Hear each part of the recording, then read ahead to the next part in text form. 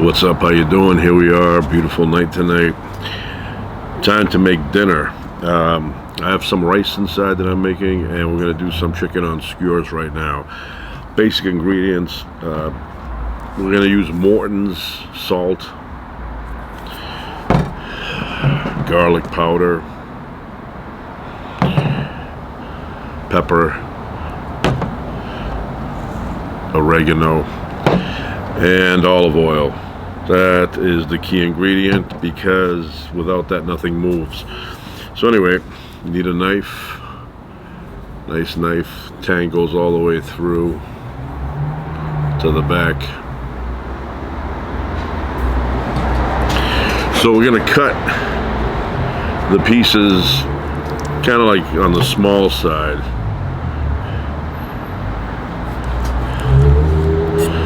So we cut them in slithers.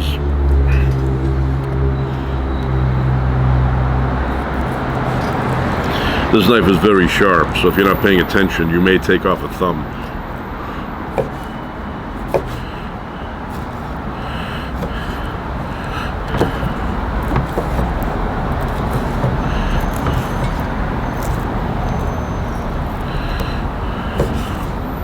Very quiet tonight.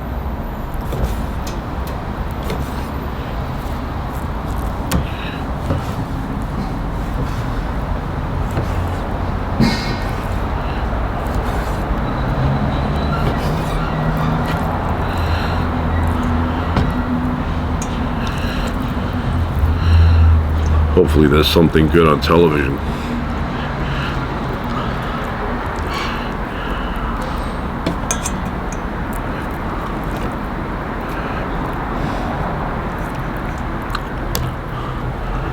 So we cut slithers.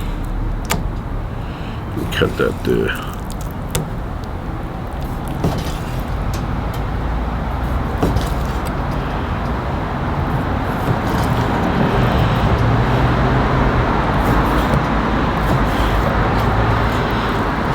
Chicken is cold. I just bought it fresh, organic, and makes me feel like I'm messing around with snowballs.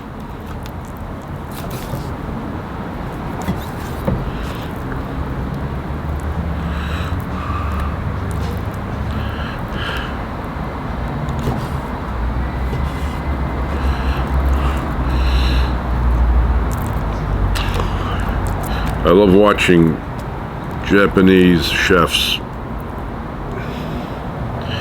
Very relaxing. They have such a good style, but anything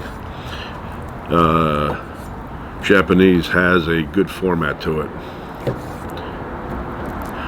Especially cooking, but not limited to cooking only. Carpentry. I watch Japanese carpenters, and I am fascinated that they put things together without nails. They're very handy with the chisel and the saw.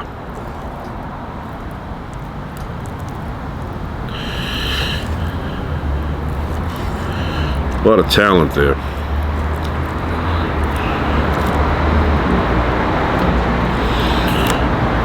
And when they cook with the spatula, they know how to pick the steak up, flip it over, the right amount of salt.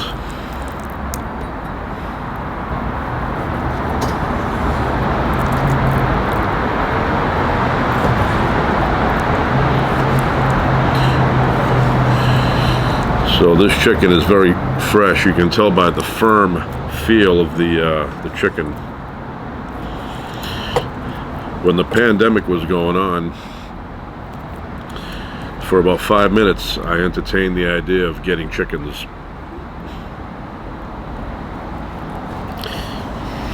But then, I mean, if it got really bad, I would get chickens, but grocery stores were still functioning, so I never got the chickens. But I did get the catalog, and I got a book on how to raise chickens. I have it somewhere in the house, but some lady wrote it, country lady, and had a lot of good information in there. But you know, it's a lot. It's a commitment. You know, I already have cats, and the two don't blend well together. Although I wouldn't have the chickens inside the house. But you got to build a coop, and you got to dig under the ground as well, and reinforce it, because a lot of animals like possum or raccoon, they'll dig underneath and get inside the coop. And then the thing is, if you go traveling, go on vacation, you got to worry about the chickens. But yeah, I read the whole book, and in my opinion, for my area, the best chickens to have are those the black Australian ones. Because why? Because they're quiet. They don't wake up the neighborhood. And there is a service that if you want to impregnate your hens, there are people that have roosters that will bring the rooster to your house, drop it off, and then let the rooster have a fun time all day. Because you know, having a rooster in the city, very annoying. You wake up the whole neighborhood.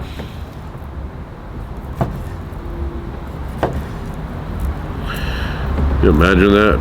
4:30 in the morning, the rooster crowing.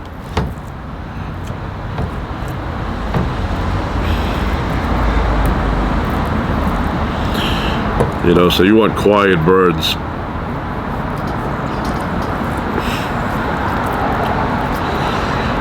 But you know, I wouldn't mind having a few, eating fresh eggs. And then they had this this contraption that if you ever want to eat one of your chickens, you could remove the feathers with this machine. And it looks nothing more like it looks like a washing machine with spikes.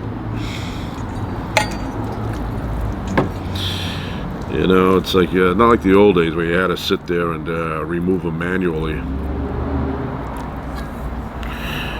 Now a machine does it for you. This chicken is cold. I feel like I need gloves. But it's very fresh, very fresh.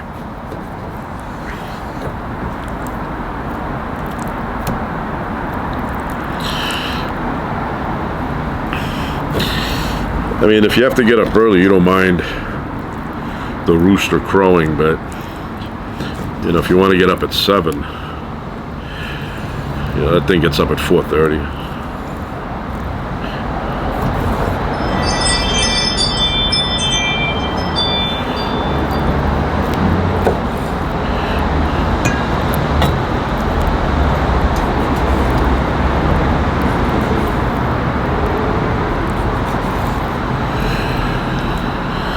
Almost done.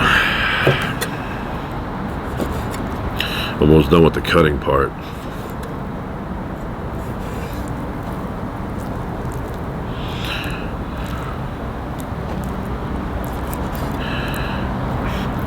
I was watching a video last night of a guy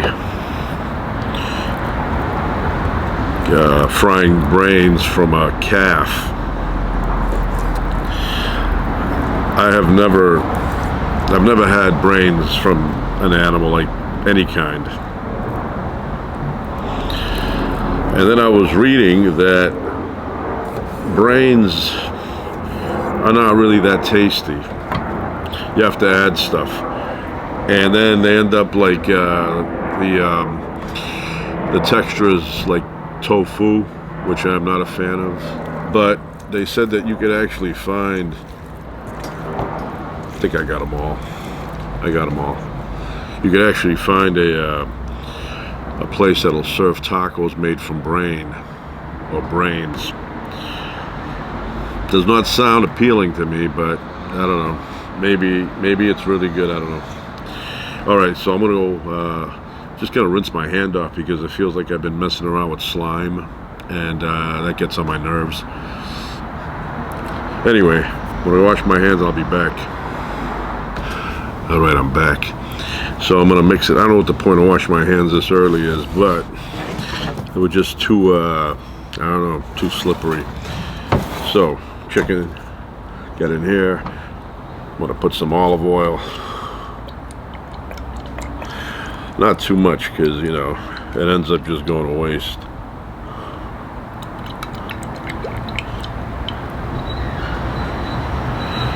All right, this great smell.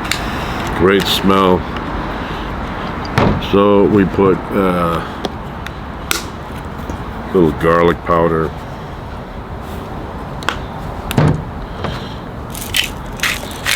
pepper,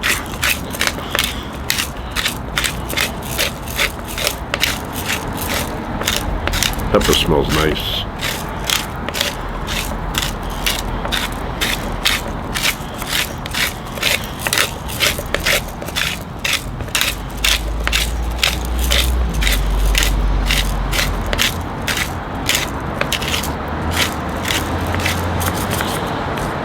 Salt.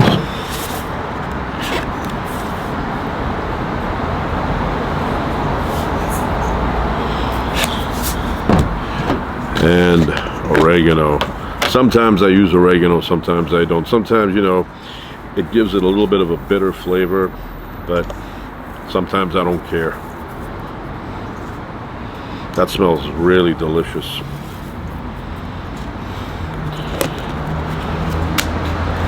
So maybe I'll put a little bit more olive oil.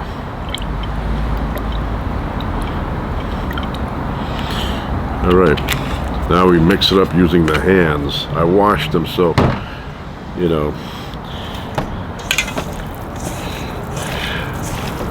gotta stand up. The leverage sitting down is not good.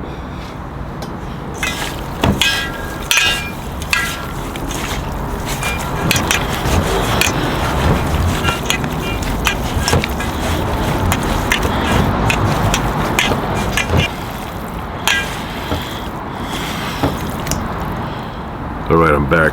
So, chicken is cut, spice, all that stuff, you know, not spice, but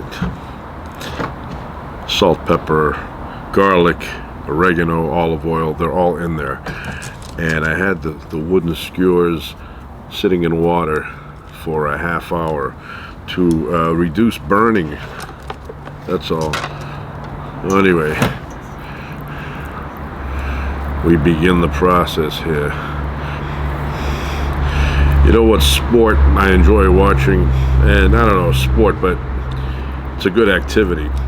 Long distance ski jumping.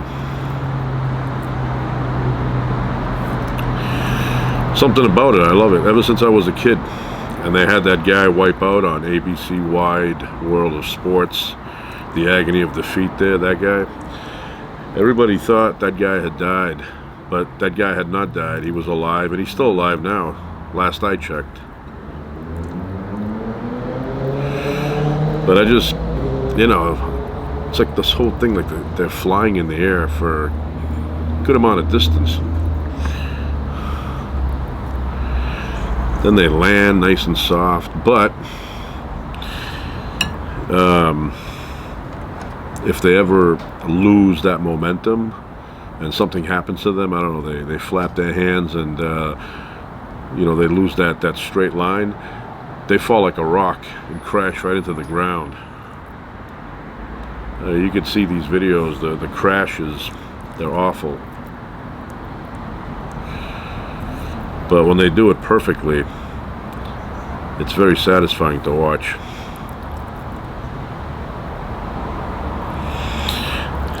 Anything like that I enjoy. And my number one enjoyment sport activity is motorcycle jumping. That's why I love Evel Knievel. Motorcycle jumping. And nowadays you know, they've developed better shocks. so you land better. Bikes are lighter. But you know, I don't know what got into Evel Knievel's head that jumping with a Harley Davidson racing bike was the way to go, but that is not the way to go. I was at Robbie Knievel's last jump, and I was right in the front, right? There was no one in front of me. I was like right there, and I was looking at it, and I remember I was thinking, that does not look that far to me. It was 150 feet. But I felt like, you know, if somebody gave me a BMX bike, regular bike, I could have cleared that. That's what it looked like. And I was expecting something ridiculously far. Like I thought, you know, I would be looking and I go, wow, look at that distance. You know, nowadays, the new guys, Robbie Madison, those guys, they jump far, 300 plus feet. But, you know, the old guys, they would jump 120 feet, 130 feet.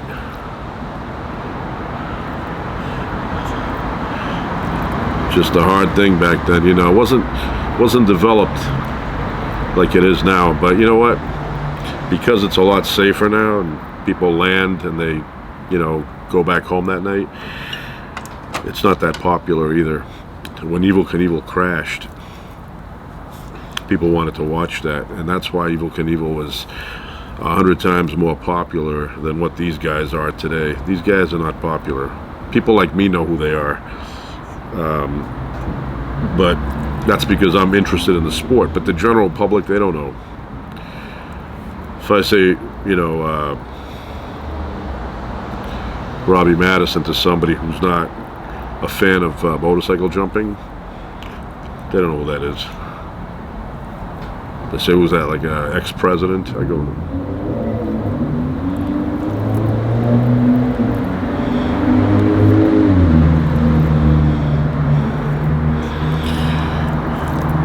yeah, Evel Knievel, kids of my generation, he was a hero.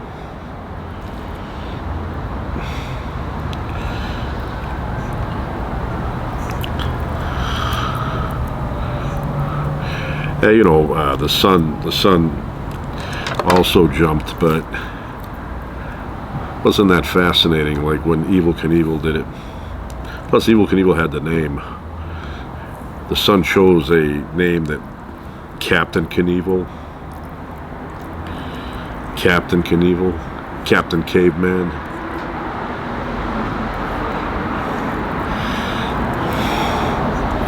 But Evel Knievel, that sounds. Plus, you get an image in your head of, you know, when you hear Evel Knievel. The other one, Captain Knievel, sounds like he's for children only. Yeah, he passed away, I know. Very sad about that. Not that old. I think, what was he, early 60s or something like that. I went to the last jump he had. He was supposed to jump again after that. And at one point there were stories going around that he wanted to do the Snake River Canyon jump, but then some guy actually did it, and he did it successfully, so there was no need to do it again. Once it's done, it's done. And I know the founds at Caesars were done, but done again. So Robbie Knievel cleared, landed safely, even though the other side had an obstruction, had that pole there in the parking lot. He had to maneuver around it. But everybody was watching that, thinking he was going to crash, because Evel Knievel crashed, and then some other guy, I forget his name. I know if I see it. If it was multiple choice here, I would tell you which one it is, but I don't know if his name was Hogan. I don't know. Anyway, he tried to do it in 1980, 81, around there. And he crash landed and almost went into the wall of the casino. He took a dive off the bike at the last second. The bike slammed into the wall. And he suffered very, very horrible injuries. They had to open him up. The heart got damaged. He had a lot. He was a mess. And then after that, he was never the same. Or Evel Knievel, after that, yeah, he was in a coma or something, but then he recovered and he continued jumping. This guy was done. Very sad story. And he just died recently.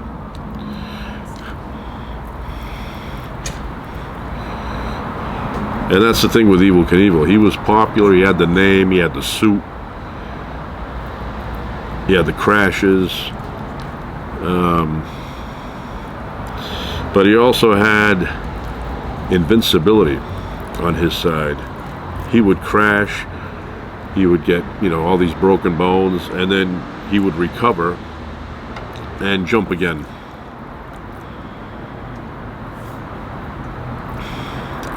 I wish I had met him. There's a few people I would love to meet. One of them, Evel Knievel, can't do it anymore. The other one is Lee Majors, the $6 Million Man. Had a huge, huge impact on my childhood growing up. Love to meet him. A few minutes. I'm not saying I'm going to meet him and, keep him over the house for hours, but, maybe like 10, 15 minutes, 20.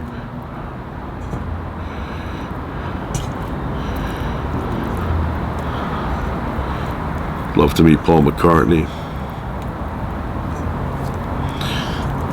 Was a fan of Billy Joel for years, and when I say a fan, I was a crazy fan of Billy Joel. Not now. Now I'm, like I said other times, average fan. But in my youth, I was a crazy fan. I think very few people can say they were that kind of a fan as I was. So I'm probably in the top, 1% of fans out there. I could not get enough of his music. I'd read articles in Rolling Stone or something, and my eye was trained to stop on a dime if it saw the word Billy Joel anywhere in an article, and I'd speed read through them, and Billy Joel, I have to read it, and I just could not get enough. And then I grew up a little bit, started getting into other style of music. I still like him, still like the songs, but not like the way it was back then. Not even close.